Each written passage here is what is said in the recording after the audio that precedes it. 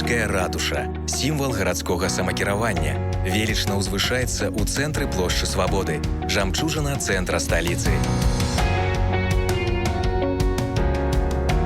Гісторыя ратушы непарыўна звязана з атрыманнем магдэбургскага права ў 1499 годзе.